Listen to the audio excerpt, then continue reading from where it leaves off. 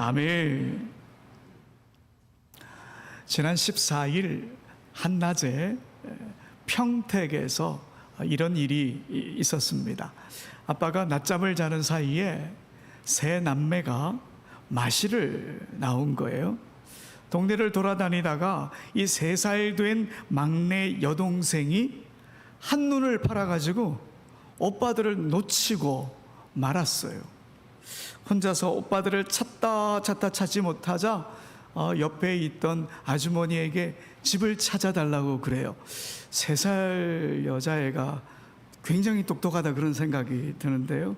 어쨌든 아주머니가 놀란 이 아이를 편의점에 데리고 가서 음료수도 사주고 마음을 안정시켜 주었어요. 그리고 편의점 직원은 경찰서에 신고를 했지요. 출동한 경찰이 이 아이를 데리고 파출소로 갑니다. 지문 조회를 하려고요. 근데 지문 조회를 해보니까 지문이 등록이 돼 있지 않은 겁니다. 요즘은 미아 발생을 방지하기 위해서 아이들 지문도 미리 등록을 해놓고 그러거든요. 그래서 이번에는 그 아이가 처음 발견된 그 장소로 데리고 가서 집을 찾도록 이렇게 도와줘 봤지만 아이가 집을 제대로 찾지 못해요. 또 다른 지역으로 가보려고 아이를 순찰차에 딱 태우고 가는데 저기 앞에서 웬 꼬마 하나가 순찰차를 보고는 막 손을 흔들어요. 자기를 좀 도와달라는 거죠. 그런데 순찰차 안에 있던 이 여자아이가 오빠다! 그렇게 소리치는 거예요. 둘째 오빠였던 거예요. 순찰차에 막내가 탄 줄도 모르고 경찰에게 도움을 구하려고 했는데 거기 딱 막내가 타고 있었던 거지요.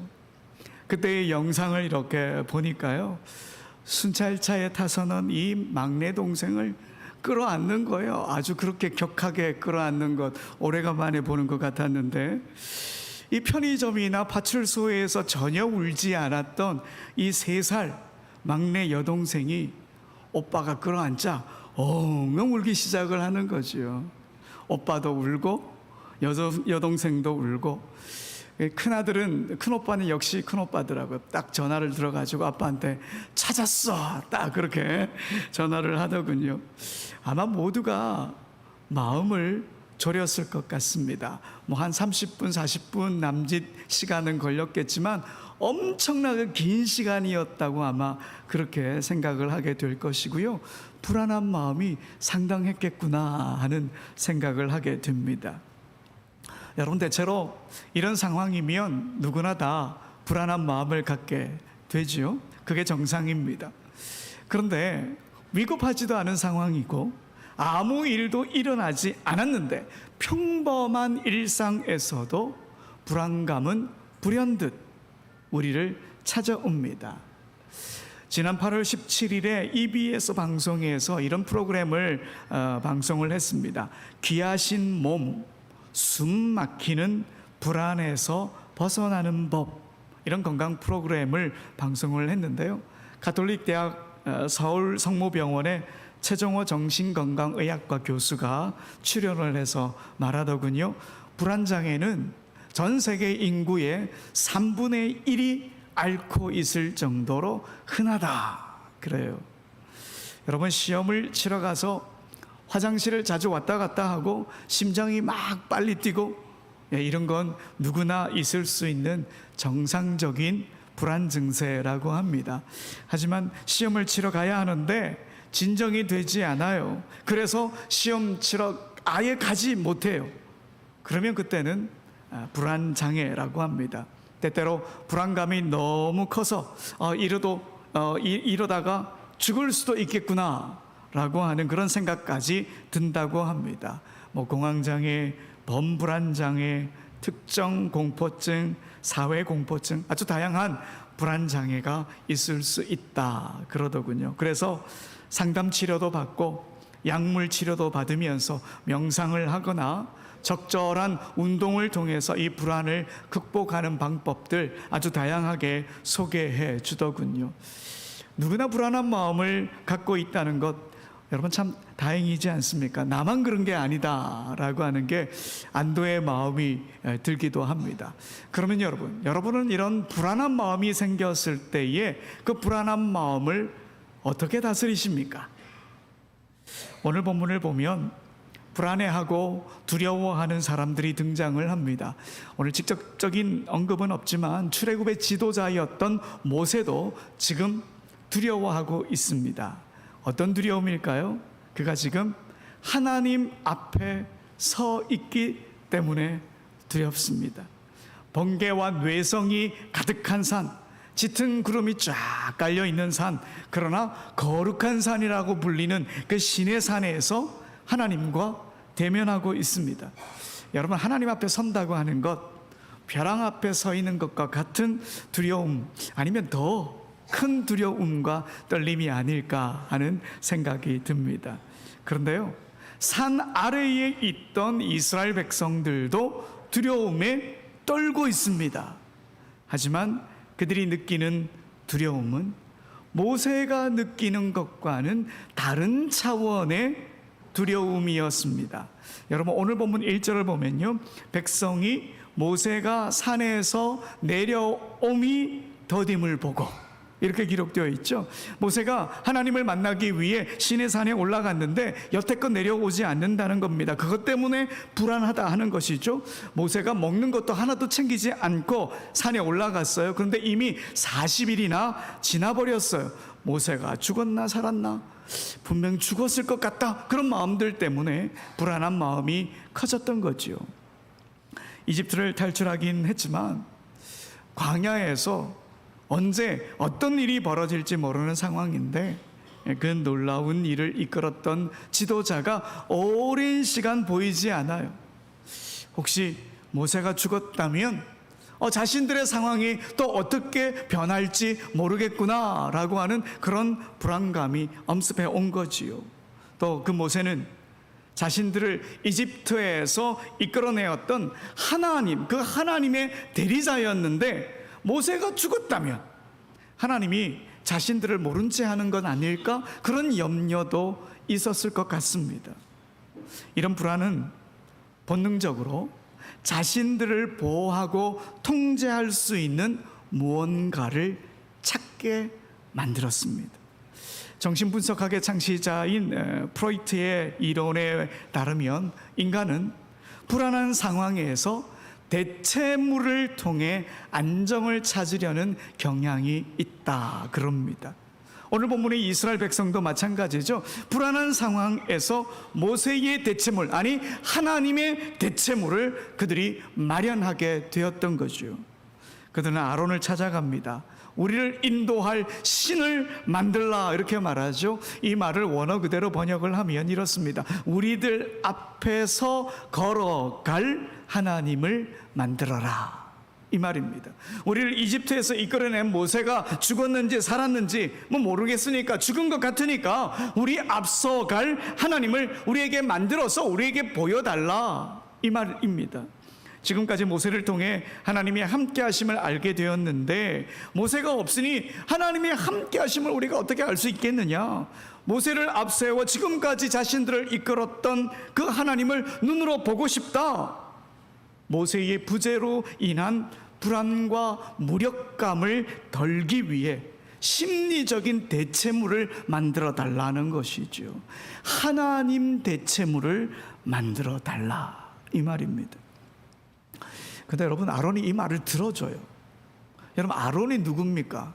아론이 모세와 함께 절대 권력자였던 이집트의 바로왕 앞에서도 흔들림 없이 당당했던 사람입니다. 모세의 대언자였고 하나님의 사람이었습니다. 그런데 백성들의 두려움이 그에게 전염이 된 걸까요? 마치 빌라도가 군중들의 소리에 굴복하여 예수님께 사형을 언도한 것처럼 백성들의 소리에 그냥 굴복하고 맙니다. 그리고 아론이 말하죠. 금고리 가져오세요.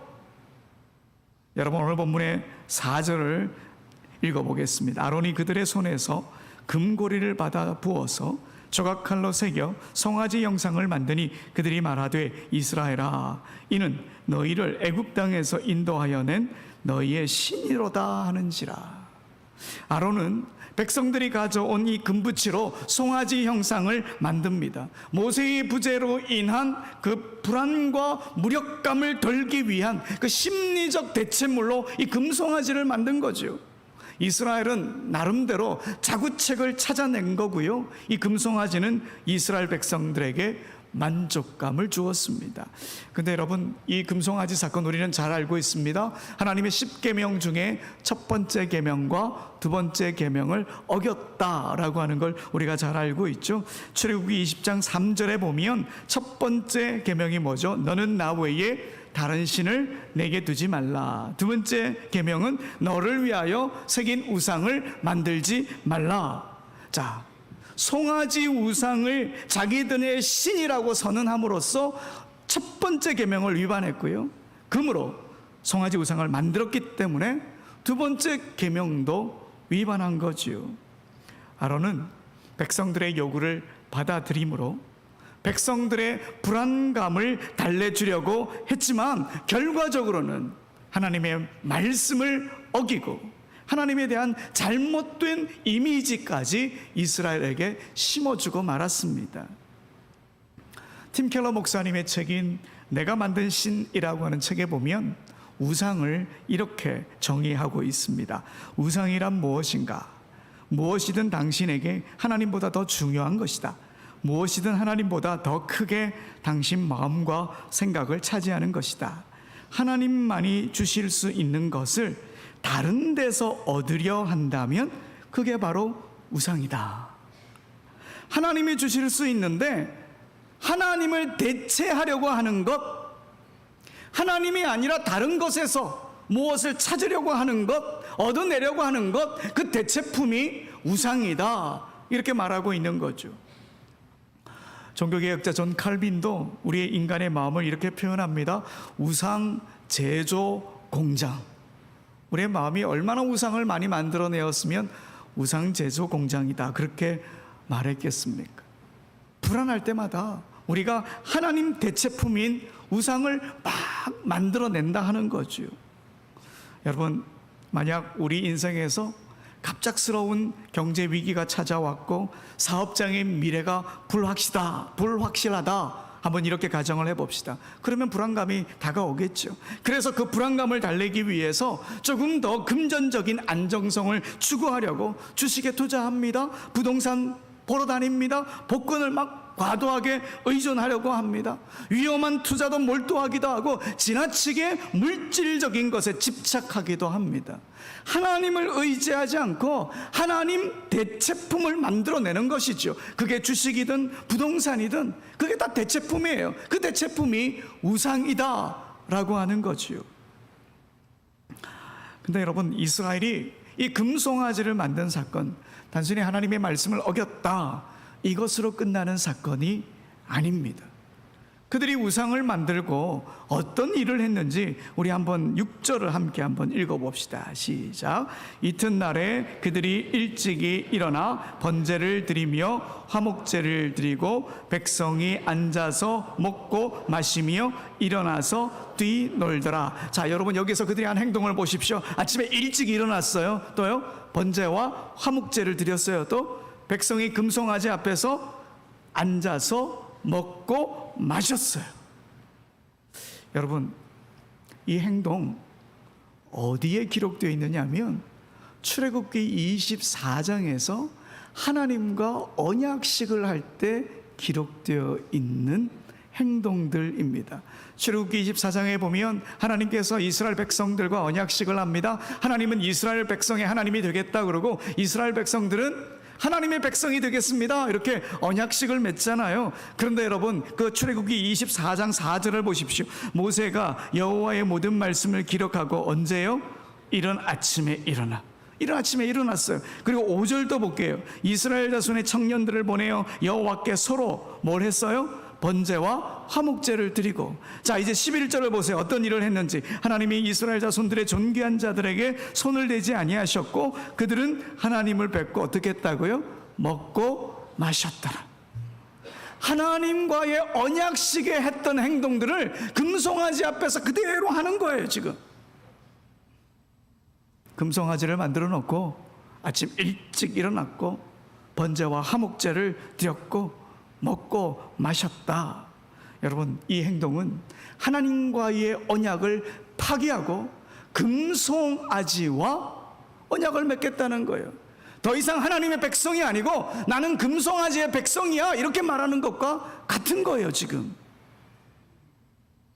이렇게 이스라엘은 하나님을 부정하고 자신들이 하나님의 언약의 백성인 것도 부정합니다. 스스로 두려움과 불안이라고 하는 틀에 금붙이를 부어 만든 종교, 바로 아론의 종교를 탄생시키고 금송아지의 백성이 되어 버린 겁니다. 거기다 여러분, 이들의 마지막 행동, 6절 마지막 행동을 보면 일어나서 뛰놀았다 이렇게 표현됩니다. 이 단어를 보면서 춤을 췄겠구나 생각하실 텐데요, 단순히 춤을 추는 그런 모습의 단어가 아닙니다. 히브리 말로 짜하크라고 하는 단어인데요, 이 단어는 창세기 26장 8절에 나옵니다. 이삭이 블레셋 왕 아비멜렉에게 자신의 아내 리브가를 누이라고 속입니다. 그런데 이삭이 리브가를 껴안고 있는 것을 아비멜렉이 딱 보게 되죠. 그때 껴안았다라고 하는 단어가 바로 뛰놀았다라고 하는 단어와 같은 짜하크라고 하는 단어입니다. 성적인 행동을 암시하는 단어입니다. 그리고 이 단어가 창세기 39장에도 사용되었는데요, 요셉이 보디발의 아내와의 그 부적절한 행동을 오해받을 때에도 이 단어가 사용되었습니다. 그러니 그들이 즐긴 축제, 뛰놀았던 축제, 그 축제는 어떤 축제입니까? 성적인 광란의 축제였다는 거죠. 어떤 이들은 이스라엘이 불안함을 감추기 위해서 욕망과 쾌락으로 눈을 돌렸다 이렇게 말할지 모르겠지만, 이건 분명히 불안과 두려움을 핑계 삼아서 자신의 욕망을 채우고 자신의 쾌락을 채우려고 하는 그런 행동이었다는 겁니다. 여러분, 이렇게 우상은 우리의 불안을 무기 삼아 우리를 욕망으로 인도해서 우리를 파멸로 이끄는 가짜 신에 불과합니다.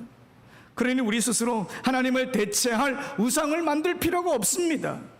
왜? 그 우상이 결국 우리를 욕망을 쫓는 사람으로, 쾌락을 쫓는 사람으로, 결국에는 파멸의 길로 인도할 것이니까요, 가짜 신입니다. 그런데 여러분, 우리가 한 가지 또 기억해야 할 게 있는데요, 우리 하나님은 이스라엘의 이 두려움을 없앨 방도를 미리 마련하고 계셨다 하는 것입니다. 혹시 이스라엘이 광야에서 두려움을 갖게 될까봐, 이스라엘이 자기 스스로 하나님을 만들어서 대신할 것을 막 만들어낼까봐 하나님이 조바심이 생겼는지, 이들이 금송아지를 만들기 전부터 하나님은 하나님이 함께 하실 것을 미리 준비하고 계셨어요. 여러분, 오늘 이 금송아지 사건이 기록된 이 본문의 출애굽기 위치를 한번 보십시오. 24장부터 31장까지는 성막을 제작해라 하나님이 명령을 하셔요.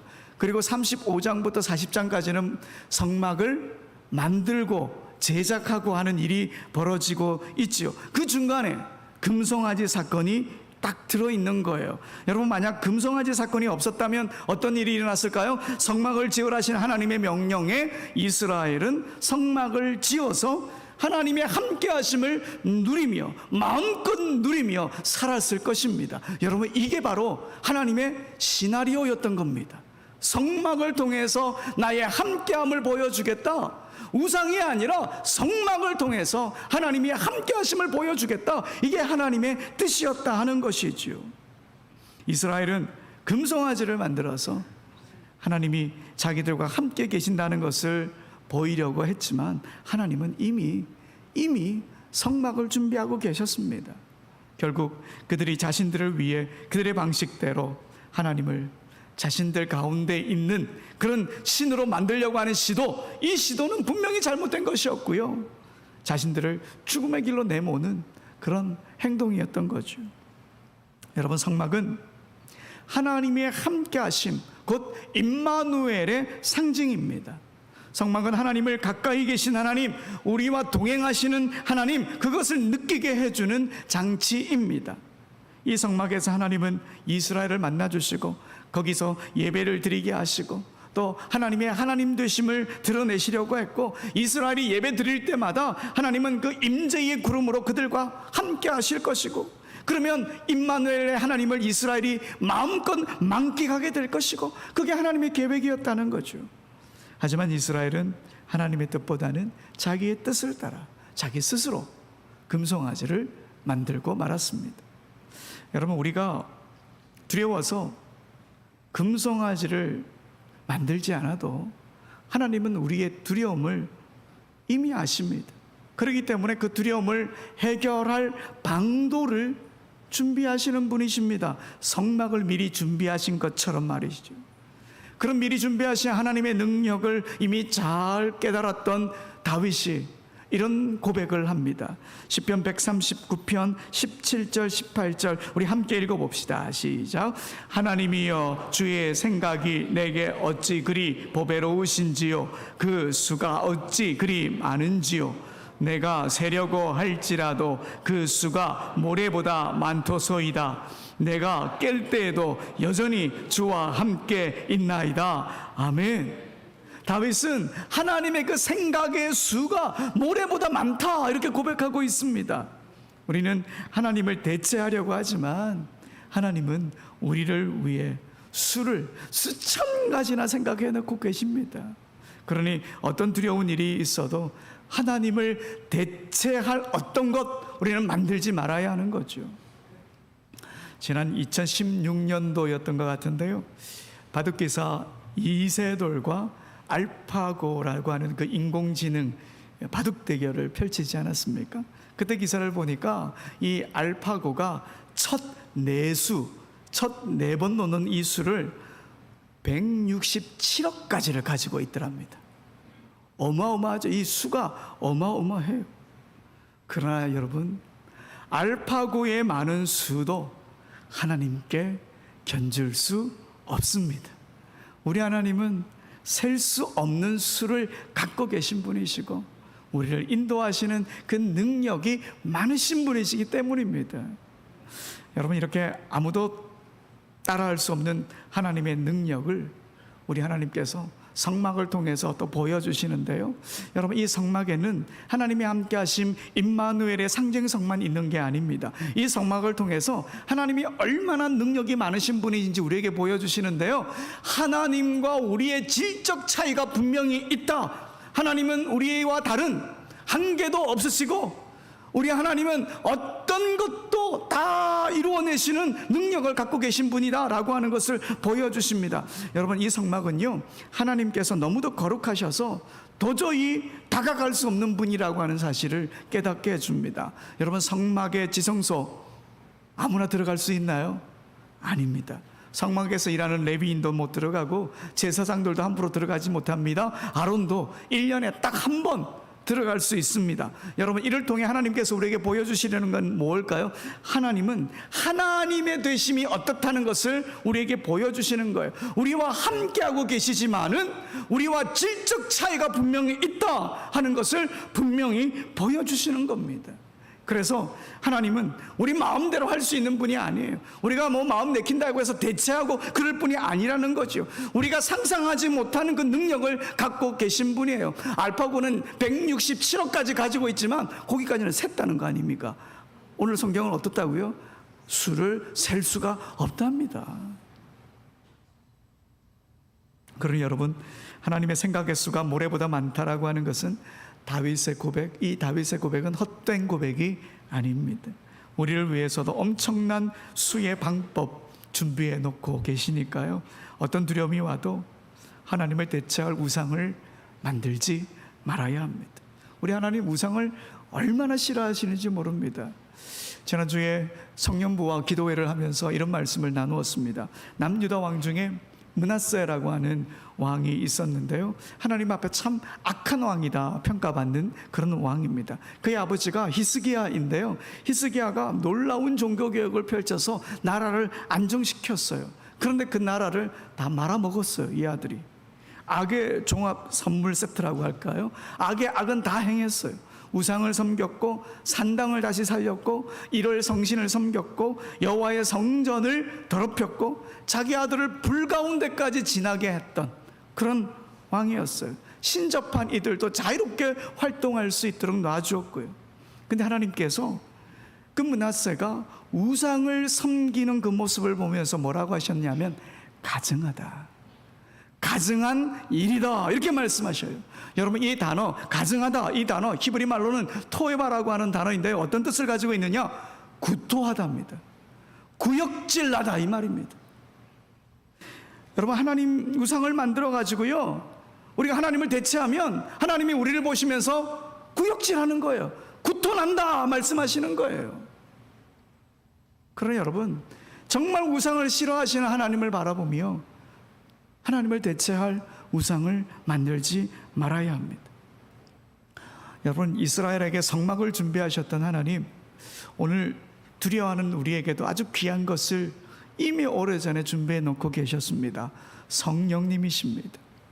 요한복음에 보면 예수님께서 십자가에 달려 돌아가시자 제자들이 자신들도 죽을지 모른다, 그런 두려움 때문에 숨어 있었죠. 그때 우리 부활하신 주님께서 숨어 있는 제자들 사이에 나타나셨습니다. 그 가운데 나타나셔서 너에게 평강이 있을지어다, 이 샬롬을 외치시면서, 그리고 깊은 호흡을 하신 후에 제자들에게 말씀하십니다. 성령을 받으라. 성령을 받으라. 그렇습니다. 이스라엘에게 성막을 준비하신 하나님은 오늘 우리에게 성령을 보내셔서 함께 해주십니다. 우상을 만들 필요가 없는 거지요. 제자들을 찾아오신 성령님께서 우리에게 살 길을 열어주십니다. 그것도 엄청난 수의 계획을 갖고 우리와 함께 해 주시는 겁니다. 여러분, 하나님은 오늘 우리에게 묻고 계십니다. 우상 없이 살아갈 용기가 있느냐? 왜 이렇게 물으시느냐 하면요, 세상은 하나님을 대체할 우상이 너무너무 많다고 우리에게 알려주기 때문입니다. 그렇게 알려주면서 우리를 유혹하기 때문입니다. 돈, 명예, 인간관계, 내 지혜, 내 욕망, 내 뜻, 내 평판, 이런 게 하나님을 대신할 수 있다고 이야기합니다.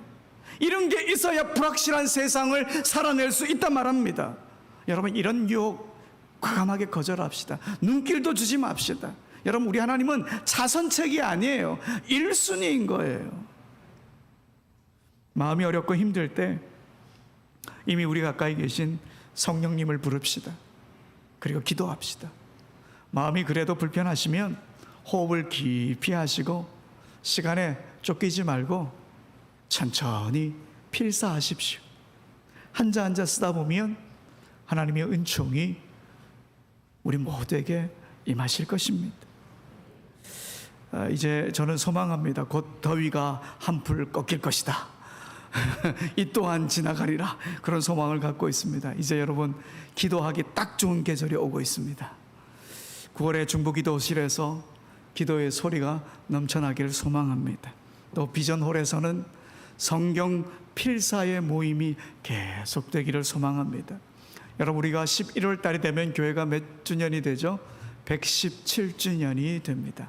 그 117주년, 우리가 9월, 10월 동안 우리 성도 한 명 한 명이 성경 한 장씩 써가지고요, 아까 우리 김 장로님이 받으셨던 그 필사 성경을 한 권을 딱 만들어가지고 하나님께 딱 올려드리자고요. 그러니까 매년 한번 해보려고 해요. 그러니까 9월 달에 시간 나면 비전홀 오셔가지고 필사하십시오. 뭐 집에서 해야 되겠다면 집에서도 하시고, 우리가 마음을 천천히 먹고 하나님의 말씀에 집중하면 그 말씀이 우리를 하나님께로 인도합니다. 그 말씀이 우리를 평안으로 인도합니다. 우리가 그 믿음을 가져야 하는 것이죠. 여러분, 어떤 형편에 있더라도 하나님을 대체할 그 어떤 것도 만들지 맙시다.